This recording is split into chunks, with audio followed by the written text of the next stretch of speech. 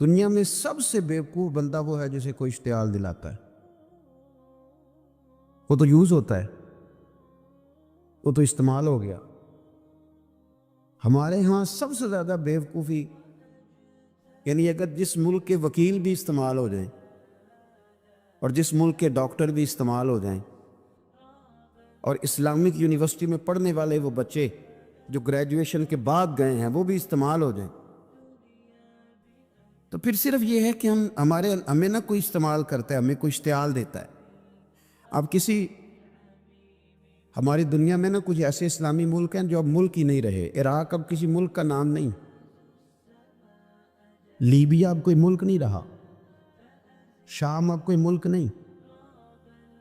پتہ نہیں آپ کو سمجھ آ رہی ہے کہ نہیں آ رہی میری بات کی؟ عراق کے اندر جس گروہ کی جتنے حصے پر حکومت ہے نا، ایک صوبے پہ حکومت ہے تو وہ الگ حکومت کر رہا ہے اس وقت، اور جس کی جتنے ضلعوں پہ حکومت ہے جو پاورفل ہے وہ الگ حکومت کر رہا ہے۔ لیبیا کا بھی یہ حال ہے، شام کا بھی یہی حال ہے۔ خدا نہ خواستہ جو یمن کی طرف لوگوں کی نظریں اور معاذ اللہ عرب شریف کی طرف، جس کو سعودی عرب کہا جاتا ہے، ادھر بھی لوگوں کی گنونی نظریں ہیں، اگر وہاں بھی خدا نہ خواستہ یہ جیسے الگ الگ کر کے مسلمان کو مارا جا رہا ہے تو اللہ نہ کرے وہاں بھی ایسا ہو جائے۔ لیکن اب یہ ملک ہی نہیں رہے، یہ چھوٹی چھوٹی ٹکڑیوں میں بٹ گئے۔ کیوں بھلا؟ ہمیں لوگ اشتعال ہی بڑا دلاتے ہیں۔ میرے رسول کریم صلی اللہ علیہ وسلم کا کمال یہ ہے کہ رسول پاک کو کبھی اشتعال نہیں آیا، اور بھائی حضور کو کبھی اشتعال ہے بول کے بتائیے؟ اشتعال چھوڑ دو، ہم محتاج ہیں نبی پاک کے، ہم نے جو سیکھنا ہے اپنے نبی سے سیکھنا ہے۔ وہ اگر زندگی میں آپ نے اشتعال چھوڑ دیا، بہت سارے لوگ دانا پھینکنے آتے ہیں، وہ پھینک کے چلے جاتے ہیں، ہم پیچھے سے لڑتے رہتے ہیں۔ اگر آپ اشتعال چھوڑ جائیں، دیکھو حضور کے میلاد پر میں نے کیا بات چھیڑی ہے، بڑی ضروری سمجھی ہے تو چھیڑی ہے۔ نبی پاک کو نا اپنے دادا سے بڑا پیار ہے، بڑا، دادا سے، والد سے تو ہوتا ہی ہے، ماں سے تو ہوتا ہی، حضور کو اپنے دادا سے۔ بخاری شریف میں حدیث ہے، جناب ابو سفیان رضی اللہ تعالیٰ عنہ حدیث کے راوی ہیں، فرماتے ہیں کہ جنگ میں حضور کے ساتھ تھا فتح مکہ کے بعد، تو کافروں نے بڑا شدید حملہ سامنے سے کر دیا۔ فرماتے ہیں جب انہوں نے شدید حملہ کیا تو مسلمان تھوڑے پیچھے ہٹے، ارادہ یہ تھا کہ نئی منصوبہ بندی کے ساتھ آگے بڑھیں گے۔ کہتے میں نے نبی پاک صلی اللہ علیہ وسلم کے گھوڑے کی لگام تھامی ہوئی تھی، صحابہ پیچھے ہٹے پر حضور نہیں پیچھے ہٹے، اور آگے بڑھے تو میں نے کہا یا رسول اللہ سب لوگ پیچھے ہٹ رہے ہیں، ذرا پیچھے ہٹ کے نئی حکمت عملی، نئی تازگی کے ساتھ وار کریں گے تاکہ مقابلہ کر سکے۔ تو جنگ کا موقع ہے، جنگ کا وقت ہے، اور حضور وہاں نعرہ کیا لگاتے ہیں؟ فرمایا پیچھے نہیں ہٹنا۔ کیوں؟ انا النبی لا کاذب، انا ابن عبد المطلب لا کاذب، فرمایا پیچھے نہیں ہٹنا ہے۔ ایک تو اس لیے نہیں ہٹنا کہ میں نبی ہوں اور یہ بھی سچ ہے، اور اس لیے بھی پیچھے نہیں ہٹنا کہ میں کوئی معمولی آدمی نہیں، میں عبد المطلب کا پوتا ہوں۔ اب پیچھے ہٹنا، کتنی دلچسپی ہے اپنے دادا کے ساتھ، کتنا پیار ہے۔ ضروری نہیں دادا پی ایچ ڈی ہو تو پھر ہی پیار کیا جائے، یہ بھی ضروری نہیں کہ دادا کروڑ پتی ہو تو پھر بھی پیار کیا جائے، یا دادا پیر ہو، صوفی ہو، عالم ہو تو پھر ہی پیار کیا جائے۔ ماں باپ تو ماں باپ ہی ہوتے ہیں، ماں باپ تو ماں باپ ہوتے ہیں۔ مجھ سے کوئی کہے میں اپنی اماں پہ 6 جلدوں میں کتاب لکھ سکتا ہوں، میں ذمہ داری سے کہہ رہا ہوں، وضو کے ساتھ بیٹھو۔ اگر کبھی اللہ مجھے موقع دے تو میں کئی جلدوں میں اپنے والد پر کتاب لکھ سکتا ہوں۔ یہ ضروری تو نہیں کہ ماں باپ پڑھے لکھے ہوں تو پھر ہی ان پہ لکھا جا سکتا ہے۔ ماں اگر اپلے بھی تھاپتی ہو نا، اسے الف با تا سا نہ بھی دیکھ کے پڑھنا آتا ہو تو بیٹے سے پیار کتنا کرنا ہے یہ اسے آتا ہوتا ہے، یہ اللہ اسے دے کے بھیجتا ہے، اس کے لیے کسی پی ایچ ڈی کی ضرورت یہ اسے پتہ ہوتا ہے، یہ اللہ تعالیٰ اس کے سینے میں پہلے اتارتا ہے۔ نبی پاک صلی اللہ علیہ وسلم کو بڑا پیار، انا ابن عبد المطلب، اور میں کوئی معمولی آدمی نہیں، میں عبد المطلب کا پوتا ہوں۔ یہ جنگوں میں حضور اعلان کرتے۔ اب دوسری کتاب دیکھیے الوفا شریف میں اور شفا شریف میں حدیث ہے، حضرت عمر فاروق راوی فرماتے میں کھڑا تھا، یہودیوں کا ایک بہت بڑا عالم ہے، زید بن دسنا اس کا نام ہے۔ حضرت بلال حبشی رضی اللہ تعالیٰ عنہ فرماتے ہیں کہ جب کہیں ضرورت پڑتی تھی تو ہم لوگوں سے قرضہ لیتے تھے۔ وہ ایک دن مجھے کہنے لگا مجھ سے قرضہ لے لیا کرو، میرے پاس پیسے پڑے ہوتے ہیں۔ میں نے اس سے قرضہ لے لیا نبی پاک صلی اللہ علیہ وسلم کے مہمانوں کے لیے، کیونکہ میری ذمہ داری تھی مہمانوں کی دیکھ بھال۔ آپ فرماتے ہیں کہ ابھی اس کے حضرت عمر فرماتے ہیں کہ وعدے میں 3 دن باقی تھے، میں حضور کے ساتھ تھا۔ وہ عالم تھا یہودیوں کا، تورات جانتا تھا۔ تو چوک میں اس نے کھڑا کر لیا اور کھڑا کر کے کہنے لگا نبی کریم صلی اللہ علیہ وسلم سے کہ میرے پیسے دے۔ تو حضور صلی اللہ علیہ وسلم نے فرمایا کہ ابھی تو 3 دن باقی ہیں وعدے میں، انشاءاللہ وعدے پہ دے دیں گے۔ میں نے جو مضمون چھیڑا ہے وہ میں نے مکمل کرنا ہے، آپ میری بات پہ توجہ کرنا۔ میں کہہ چکا ہوں کہ حضور کو دادا سے بڑا ہی پیار ہے۔ اب وہ یہودیوں کا عالم کیا کہتا ہے نبی پاک کو، تانا کس طرح دیتا ہے، معاذ اللہ ثم معاذ اللہ، نقل کفر نہ باش۔ جب حضور نے کہا نا ابھی 3 دن باقی ہیں تو کہنے لگا جی معاذ اللہ ثم معاذ اللہ، پھر معاذ اللہ، کروڑ دفعہ معاذ اللہ۔ کہنے لگا جی عبد المطلب کی اولاد کا طریقہ یہ ہے، پیسے لے لیتے ہیں پھر واپس نہیں کرتے، ہے نا اشتعال والی بات۔ یعنی ویسے ہی آپ کسی کو کہیں کہ تیرے دادے کی اولاد ساری کا طریقہ ہی وہ گرم ہو جائے گا۔ اور اگر یہ کہہ دیا جائے اس ذات کے بارے میں جس سے آپ پیار بھی عشق کی حد تک کرتے ہو، تو اب تھپڑ تو بنتے ہیں نا 4، اب ڈنڈا تو بنتا ہے نا۔ لیکن میرے نبی پاک اشتعال میں نہیں آتے تھے، مزاج نہیں تھا رسول کریم کا۔ نبی کریم صلی اللہ تعالیٰ علیہ وسلم اتنی بڑی بات کر دی کہ حضرت عمر کہتا ہے میں نے یوں کر کے تلوار پہ ہاتھ رکھا اور نکال لی نیام سے باہر، گردن اڑاؤں گا اس گستاخ۔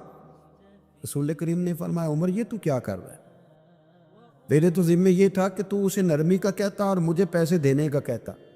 اب اس طرح کر، اسے فلاں جگہ لے جا، وہاں کھجوریں پڑی ہیں تول کے دے دے، چل 2 کلو زیادہ بھی دے دینا۔ حضرت عمر فاروق رضی اللہ تعالیٰ عنہ کہتے ہیں میں نے کہا حضور زیادہ کس بات کی، میں تو پوری بھی ذرا ناپ تول کے دوں گا، اور احتیاط سے کس بات کی زیادہ، اس نالائق کو زیادہ دوں؟ تو حضور فرمانے لگے زیادہ اس لیے دینی ہے کہ تو نے اسے ڈانٹا ہے، تو نے تلوار دکھائی ہے، اب 2-3 کلو زیادہ دینی۔ حضرت عمر کہتے ہیں میں لے گیا اور میں نے 2-3 کلو کھجوریں زیادہ دی، پر وہ میرے اندر جو اس کے بارے میں کوفت تھی وہ جاتی نہیں تھی، میرا دل کرتا تھا کاٹ ڈالوں اسے۔ اور جب میں نے دے لی نا تو میرے قریب آیا، میرے گھٹنے پہ ہاتھ رکھا۔ آنسو بڑے قیمتی ہوتے، ایک کبھی نکلتے۔ کہتے ہیں جب میرے گھٹنے پہ اس نے ہاتھ رکھا تو وہ یہودیوں کا عالم رو پڑا، کہنے لگا عمر تیرا کیا خیال ہے کہ میں بلا وجہ یہ میں نے بات کر دی؟ کہا نہیں، روتا کیوں ہے، پہلے بے ادبی کرتا ہے اب روتا ہے۔ تو کہنے لگا عمر میں کوئی معمولی آدمی نہیں، میں پڑھا لکھا بندہ ہوں، معمولی ہوتا تو جلدی مان جاتا، میں تورات کا، انجیل کا، زبور کا عالم ہوں، میں نے آخری نبی کی ساری صفتیں اپنی کتابوں میں پڑھی ہیں، میں نے ساری باتیں چھپ چھپ کے نبی پاک میں دیکھ لی تھی۔ ایک بات میں نے حضور کی آزمانی تھی ابھی، وہ یہ تھا کہ نبی پاک کے سامنے جتنی بھی جہالت کرو گے نا، اللہ کے رسول کا حلم اس پر غالب آ جائے گا، حضور کا صبر اس پر غالب آئے گا۔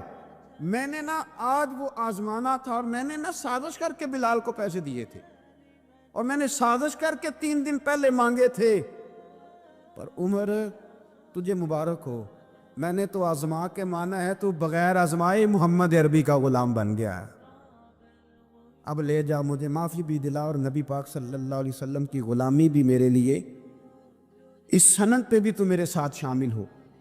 زندگی میں اشتعال نہ اپنے آپ کو آنے دے۔ لوگ دنیا میں باتیں کرنے آئے ہیں، اور باتیں کرنے والے رہ جایا کرتے، باتیں کرنے والے، میری بات کی سمجھ آ رہی ہے، اور کام کرنے والے وہ کر جاتے۔ اگر آپ باتوں پہ آپ وقت گزاریں گے تو رہ گئے اشتعال۔ وکیلوں کو بھی یہاں اشتعال آتا ہے، یہاں ڈاکٹروں کو بھی اشتعال آتا ہے، یہاں فلانے کو بھی اشتعال آتا ہے، یہاں بھئی آپ کس چکر میں پڑ گئے؟ اگر آپ کو اشتعال ہی آنا ہے، آپ دیکھیں نا اہل طائف نے نبی پاک کے ساتھ کیا کیا۔ تاریخ میں نا کچھ الفاظ ایسے ہیں جو پڑھے نہیں جاتے۔ جب انہوں نے کہا کہ معاذ اللہ آپ نبی ہیں جو دروازہ دروازہ گھوم رہے ہیں، آپ نبی ہیں جن کے ساتھ لشکر ہی کوئی نہیں، پیسے ہی کوئی نہیں، آپ ہیں۔ اتنے سخت جملے پہ پتھر بھی مارے۔ اشتعال تو 1.5 منٹ میں آ جاتا بندے کو، اور ہمارے ہاں تو رہ بھی صرف اشتعال ہی ہے، صرف اشتعال ہی ہے، جس کو دیکھو اسے اشتعال ہے، ادھر بھی لڑائی، ادھر بھی دنگا، ادھر بھی فساد۔ بھئی آپ چھوڑیں۔ رسول کریم علیہ الصلوۃ والسلام کو حضرت زید بن حارثہ نے کہا حضور دعا کریں یہ تباہ ہو جائے۔ نبی پاک نے فرمایا، لفظ حدیث کے فرمایا لم ابعث لعانا، فرمایا میں کو تانے دینے والا بن کے آیا ہوں، میں کو وہ ہوں جو تانا زنی کروں گا، بد دعا دوں گا انہیں۔ فرمایا انما بعثت ہادیا و رحمہ، فرمایا میں تو رحمت بن کے آیا ہوں اور لوگوں کو ہدایت کا راستہ دکھانے کے لیے آیا ہوں۔ زندگی میں کبھی بھی اشتہار۔ ایک بات اور کرنی ہے آپ سے، اس پر بھی آپ نے خاص توجہ کرنی ہے، جو ہمارے لیے سرکار کی محتاجی میں سے خیرات ہم نے لینی ہے، وہ یہ ہے نبی پاک صلی اللہ علیہ وسلم کو نا قرآن مجید نے حریص کہا۔ اللہ اکبر۔ یہاں شاید آپ مجھے کہہ دیں تو میں ناراض ہو جاؤں، لیکن قرآن نے کہا حریص علیکم بالمؤمنین رؤوف الرحیم۔ اللہ کرے کہ ہم قرآن کے الفاظ پر غور کریں۔ حریص علیکم، اے میرے محبوب کے غلاموں، نبی پاک صلی اللہ علیہ وسلم نا تم پر حریص ہیں، یعنی تمہاری بھلائی چاہنے میں جلدی کرتے، تمہاری بھلائی چاہنے میں۔ یہ ایسے الفاظ ہیں کہ اس سے بڑھ کر میں ان کا معنی نہیں کر سکتا۔ اگرچہ علماء تفسیر نے حریص علیکم کے کئی معنی بیان فرمایا محبوب کو جلدی ہے۔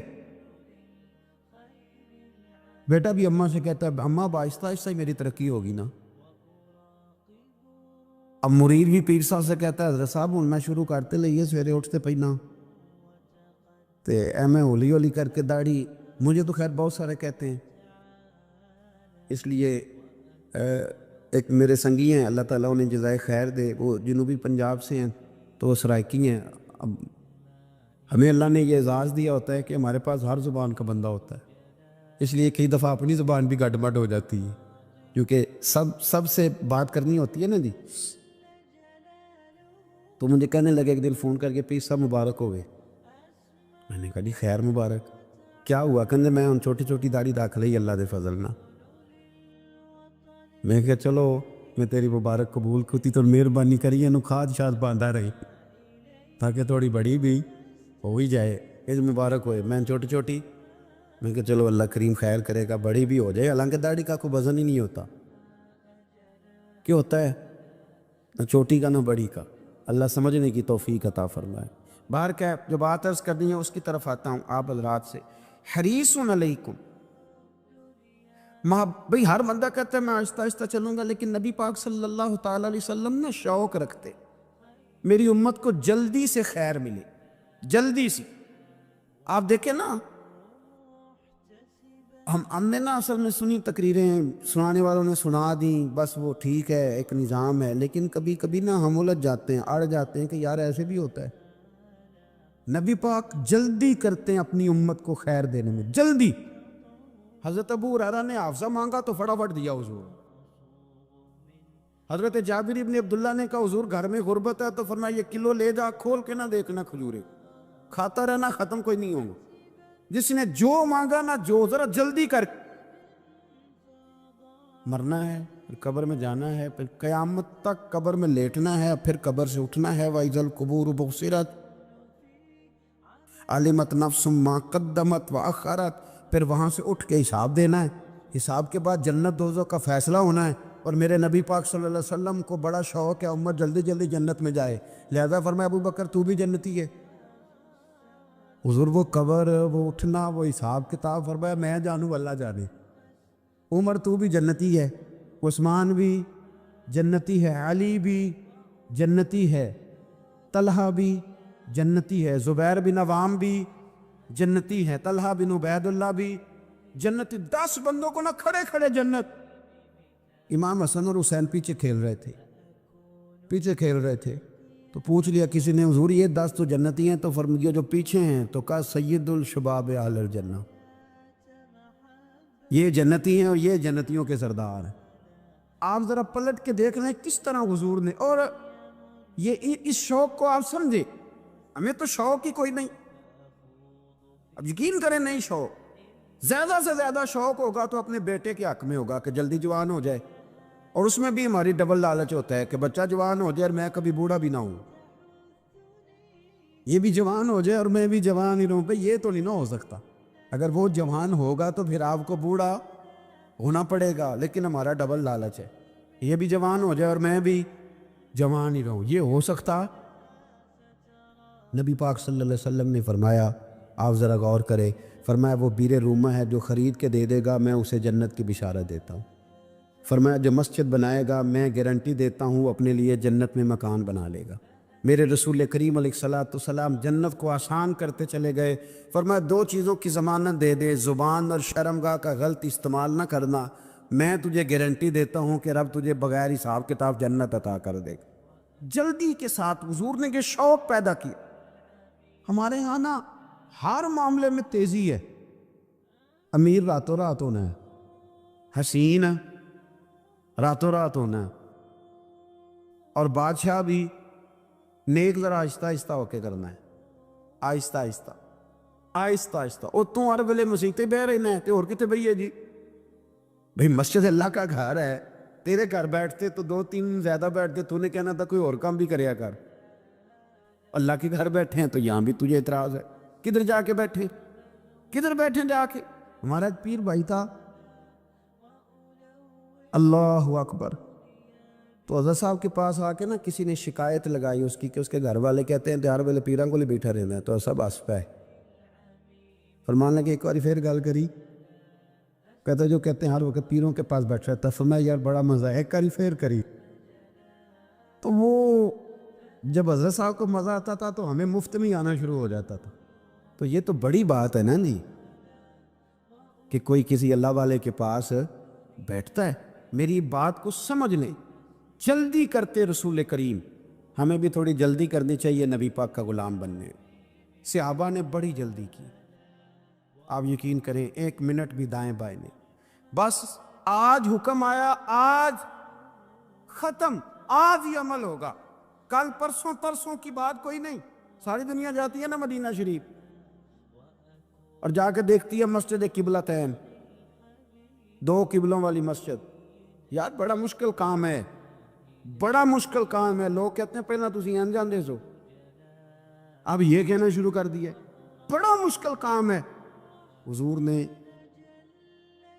4 رکعتوں والی نماز 2 ادھر منہ کر کے پڑھائی اور پھر 2 رکھتے ہیں، اور یار مشکل ہے کام، بڑا مشکل، یہاں تو میرے بھائی پگڑی کا سٹائل بدل ناراض ہو جاتے، اور میرے رسول کریم صلی اللہ علیہ وسلم نے کعبے کا رخ ہی پھیر لیا تو سلام کے بعد صحابہ نے سوال نہیں کیا، کسی نے پوچھا کل تم نے 2 ادھر پڑھی تھی آج 2 ادھر پڑھی، انہوں نے کہا ہم نے قبلہ نہیں دیکھا، ہم نے تو یہ دیکھا امام کدھر جا رہا ہے، حاجیو آؤ شہنشاہ کا روضہ دیکھو، کعبہ تو دیکھ چکے اب کعبے کا بھی کعبہ دیکھو، جلدی کرے، وقت بڑا تھوڑا ہے، بیماری فٹافٹ آ جاتی ہے کچھ پتہ نہیں چلتا، کمزوری فٹافٹ آ جاتی ہے کچھ پتہ نہیں چلتا، بہت سارے حالات ہیں جو جلدی خراب ہو جاتے۔ نبی پاک صلی اللہ تعالیٰ علیہ وسلم نے نا اپنی امت کو بڑی ساری خیر اللہ سے لے کے دی، ہمارا دین بڑی جلدی مکمل ہوا، 23 سالوں میں مکمل دین حضور نے ہمیں عطا فرمایا۔ اور پھر ایک اور مزے کی اور لطف کی بات یہ کہ ایک ہے کہ جنگیں بھی ہو رہی ہیں، ہم کہتے ہیں جی آرام سے بیٹھیں گے تو دین کی بات کریں گے، جنگیں بھی جاری ہیں، بدر ہے، احد ہے، آخر دم تک، جس دن سرکار کا وصال ہوا اس دن بھی نبی پاک صلی اللہ علیہ وسلم نے لشکر روانہ کیا، اس دن بھی لشکر روانہ کیا، جنگیں بھی ہو رہی ہیں، اور ساتھ ساتھ رسول پاک نماز، عبادت، تہجد، مسواک، شریعت، دین، تقوی، پرہیزگاری، ان ساری باتوں کا درس بھی بیان فرما رہے۔ ہم کہتے ہیں جی وہ فلانے حالات ٹھیک ہو جائیں گے کاروباری تو پھر میں مسجد ہوں، بھئی حالت جنگ میں بھی، جنگ بھی چلتی رہتی تھی، تہجد بھی چلتی رہتی تھی، وہاں یہ حال تھا کہ وہاں پریشانی بھی چلتی رہتی تھی اور درود و سلام بھی چلتا رہتا۔ میرے رسول کریم صلی اللہ علیہ وسلم کے غلاموں، اپنے زندگی میں ناکام وہ لوگ وہ جنہوں نے وقت ضائع کیا، وقت نہیں ضائع کریں۔ ایک آدھ بات حضور غوث پاک کی عرض کرتا ہوں۔ حضور غوث پاک رضی اللہ تعالیٰ عنہ نے نبی پاک صلی اللہ علیہ وسلم کی اتباع میں وقت گزارا ہے۔ کچھ بندے اللہ کے بڑے خاص ہوتے ہیں۔ حضور غوث پاک رضی اللہ تعالیٰ عنہ کو اللہ نے اعزاز عطا فرمایا، شان عطا فرمائی کہ غوث اعظم درمیان اولیاء، چوں محمد درمیان انبیاء۔ اس طرح نبیوں میں رسول کریم کا مقام ہے نا، اس طرح ولیوں میں غوث پاک جیلانی کا مقام۔ حضور غوث پاک رضی اللہ تعالیٰ عنہ کو اللہ نے کئی اعزازات دیے۔ سب سے بڑی بات یہ کہ اللہ نے انہیں کرامات عطا کی۔ کرامت دین کا پورا ایک حصہ ہے۔ ہمارے یہاں نا لوگ کہتے ہیں اخلاق بیان کریں جی، وہ کہتے کیا تھے؟ کرامت کیا ہوتی؟ بھئی کرامت تو قرآن پاک نے بیان فرمائی۔ آصف بن برخیا جناب بلقیس کا، ملکہ بلقیس کا تخت لائے تھے۔ یہ اللہ نے کیوں آیت نازل کی قرآن پاک میں؟ وہ کسا کہانی ہے کہ وہ جی تخت لائیں، یہ کیوں بیان کی؟ اور تخت آیا کس طرح آیا؟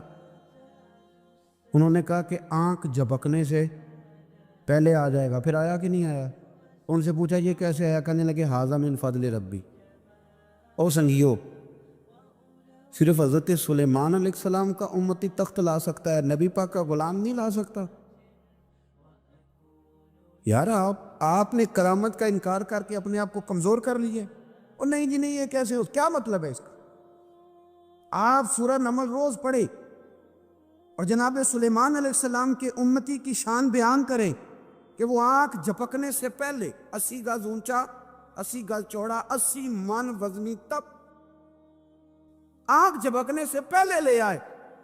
کسی بندے کا ایمان خراب نہیں ہوتا۔ اور میرے غوث پاک جیلانی، یہ وہ بندے ہیں جن کے بارے میں نبی پاک نے فرمایا کہ میری امت کے علماء بنی اسرائیل کے نبیوں کی طرح ہیں، امتیوں کی طرح نہیں۔ کن کی طرح؟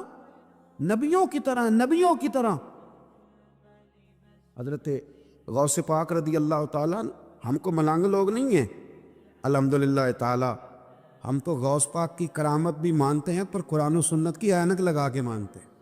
یہ میری بات سمجھ لیں۔ حضرت غوث پاک رضی اللہ تعالیٰ نے طالب علموں کو سبق پڑھا رہے تھے، تو سبق پڑھاتے پڑھاتے نا ہاتھ آگے بڑھایا، تو اچانک ہاتھ واپس آیا تو گیلا ہو گیا تھا سارا۔ تو شاگرد بھی بڑے سیانے ہوتے ہیں، انہوں نے سبق چھوڑ دیا، استاد جی کے گیلے بازو کو دیکھنا شروع کیا۔ حضور یہ کیا ہے؟ تو غوث پاک بھی غوث پاک تھے۔ ہر بندے کا ہاضمہ اتنا اچھا نہیں ہوتا کہ اس کو ہر بات ہضم ہو جائے۔ کئیوں کو بد ہضمی بھی بڑی سخت ہوتی ہے، کھٹے کھٹے ڈکار آتے ہیں بات سن کے، کانوں سے دھواں بھی نکلتا ہے کئی دفعہ۔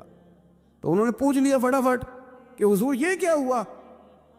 تو غوث پاک کو پتہ تھا کہ سب کا ہاضمہ ٹھیک ہے۔ میاں صاحب نے بھی کہا تھا خاصاں دی گل آما آگے نہیں مناسب کرنی۔ اگلا شعر میں نہیں یہ پڑھنا کیونکہ زیادہ ڈاڈ ہے، تو میں ادھر ہی رہتا ہوں، اتنا ہی کافی ہے کہ خاصاں دی گل آما آگے نہیں مناسب کرنی۔ انہوں نے کہا حضور یہ کیا ہے؟ تو آپ فرمانے لگے تمہارے والی بات نہیں۔ اللہ اکبر۔ ابھی سبق پورا ہو رہا تھا تو بندے دوڑے دوڑے آ گئے اور انہوں نے نعرے لگانے شروع، یا غوث یا غوث یا غوث۔ لوگ کہتے ہیں غوث پاک سے ملتا نہیں۔ میں کہ ٹھیک آندے انہوں نہیں نہ ملیا، جنہوں ملیا اس سے رولا پانا نہ بڑا ملیا ہے، بڑا ملیا ہے، بڑا ملیا۔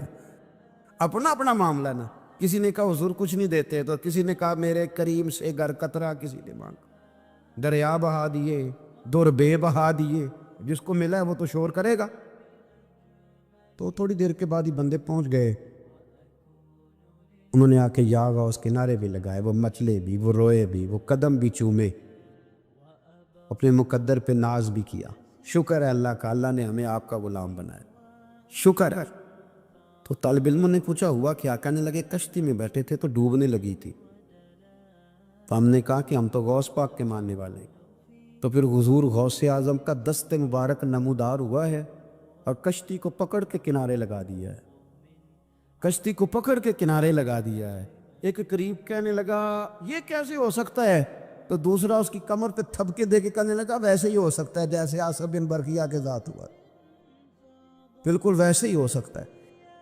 اللہ نے ہمارے رسول پاک کو بڑی عظمت عطا فرمائی، اللہ نے بڑی شانیں عطا فرمائی، اللہ تعالیٰ نے حضور کے ذکر کو بلند کیا، اللہ تعالیٰ نے نبی پاک علیہ السلام کو حوض کوثر عطا فرمایا، اللہ نے محبوب کو کل کائنات کے لیے نبی اور رحمت للعالمین بنایا، اللہ تعالیٰ نے نبی پاک علیہ السلام کو سب سے آخری نبی بنایا، اللہ تعالیٰ نے آپ کو تمام انسانیت کے لیے کرم کرنے والا، ہدایت کا پیغام دینے والا بنا کے بھیجا، اللہ تعالیٰ نے حضور کو گواہ بنایا، بشیر بنایا، نذیر بنایا، اور فرمایا وَلَسَوْفَ يُؤْتِيكَ رَبُّكَ فَتَرْضَىٰ، آپ کا رب آپ کی رضا چاہتا ہے۔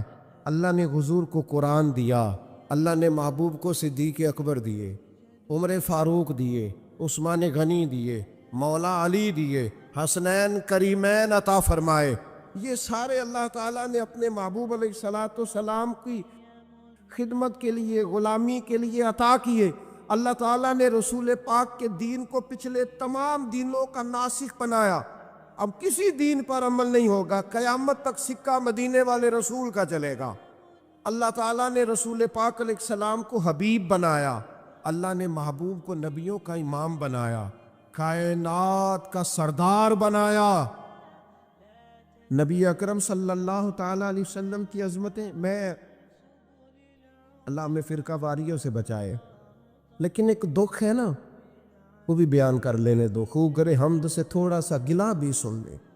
او میرے عزیزو، جس طرح توحید قرآن پاک کا مستقل عنوان ہے، جس طرح عقیدہ آخرت قرآن مجید کا مستقل عنوان ہے، جس طرح اخلاقیات قرآن مجید کا مستقل عنوان ہے، جس طرح دین کی سربلندی کے لیے جد و جہد کرنا، جہاد کرنا قرآن کا مستقل عنوان ہے، جس طرح معاشرت، ماں باپ کے، بہن بھائیوں کے، بیوی بچوں کے، رشتہ داروں کے حقوق قرآن پاک کا مستقل عنوان ہے، اس طرح شان مصطفیٰ بھی قرآن مجید کا مستقل عنوان ہے۔